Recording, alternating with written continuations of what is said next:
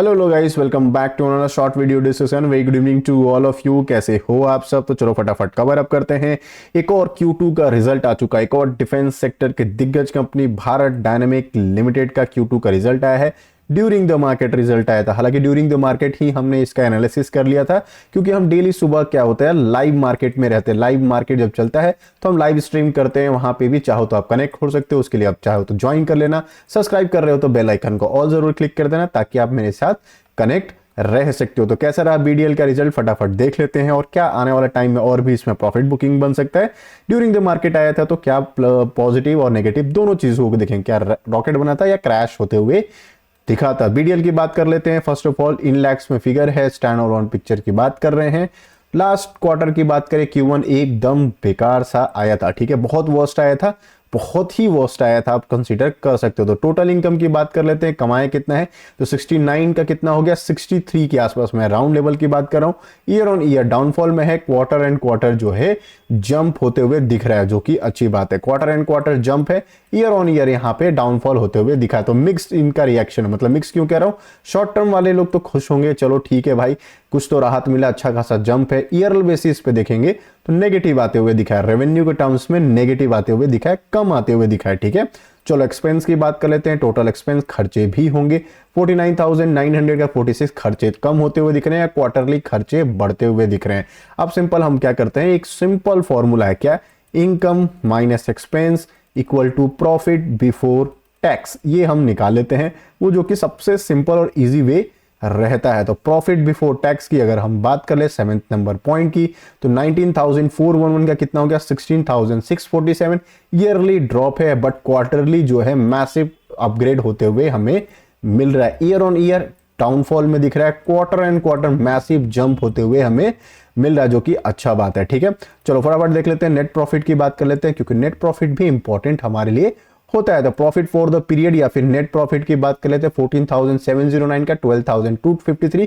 Yearly वही yearly jump है, sorry year on year basis पे डाउनफॉल है। इन क्वार्टर एंड क्वार्टर बेसिस पे शानदार जंप होते हुए दिख रहा है। वही चीज अर्निंग पे भी दिखेगा। EPS की भी बात कर ले तो शानदार जंप होते हुए दिखेगा।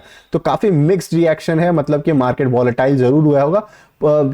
चाहो तो इस स्टॉक को आप रडार पे रख सकते हो लॉन्ग रन के हिसाब से। ईयर ऑन ईयर थोड़ा सा खराब है, क्वार्टरली बेसिस पे अच्छा आते हुए दिख रहा है। इसी वजह से देखना ड्यूरिंग द मार्केट आया था, शार्प सेलिंग आया था, उसके बाद यहाँ पर रिकवरी भी होते हुए मिला है। तो आगे का क्या प्लान हो सकता है, क्योंकि बहुत सारे लोगों के पास ये पोर्टफोलियो में स्टॉक होगा। अगर आपके पास स्टॉक है तो जरूर कमेंट बॉक्स में बताना। ठीक है, चलो फटाफट देख लेते हैं इसमें बहुत बड़ा सेलिंग आने का एक्सपेक्टेशन क्यों नहीं है। क्योंकि अभी अभी BDL ने एक बहुत बड़ा MOU साइन किया था रशिया के साथ। किस लिए किया था, पेंटशेर एयर डिफेंस सिस्टम के लिए MOU साइन किया था। मोमेंडर ऑफ अंडरस्टैंडिंग है इस, जो कि साइन किया था, बहुत इंपॉर्टेंट है। इसमें मेजरली जो फोकस रहेगा mobile short range air defence system with missile and gun capability रहेगा। तो बहुत बड़ा प्रोजेक्ट मिलने वाला है इनको। इस वजह से क्या है कि आने वाला इनका जो क्वार्टर है स्ट्रांग होने के चांसेस बढ़ते हुए हमें दिख सकते हैं। अगर आपके पास स्टॉक है तो आप चाहो तो इसको रडार पे रख सकते हो। कहां तक और सेलिंग आ सकती है, चलो वो भी देख लेते हैं। प्राइस एक्शन लॉन्ग रन के हिसाब से देख रहे हो तो आपको जरूर ये आपको पैसा बना के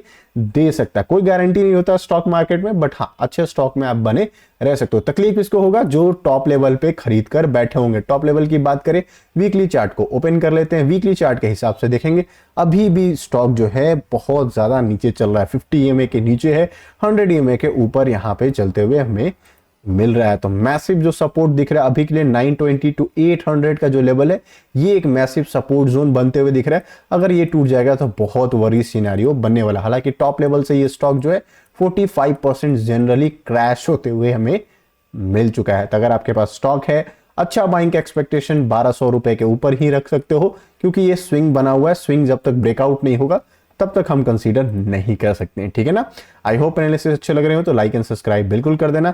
लॉन्ग रन के लिए खेल रहे हो तो आप थोड़ा सा आप बुलिश हो सकते हो कि अभी भी इनको शेयर होल्डिंग पैटर्न में मेजर करेक्शंस होते हुए नहीं दिख रहे।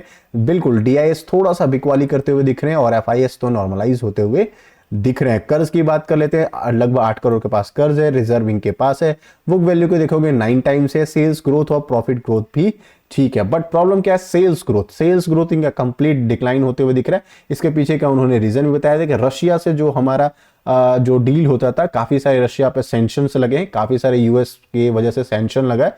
इस वजह से बहुत सारे ऐसे कंपोनेंट हैं हम जो मार्केट में उनसे इंपोर्ट नहीं करा पा रहे हैं, खरीद नहीं पा रहे हैं। इस वजह से इनका ग्रोथ जो है कम होते हुए दिख रहा है। तो अभी देखने वाली बात है आने वाला क्वार्टर इनका कैसा रिजल्ट रहता है। अगर आपके पास है, बिल्कुल आप इस स्टॉक को रडार पे रख सकते हो। मिलते हैं एक और वीडियो में, तब तक के लिए bye bye, thanks for watching.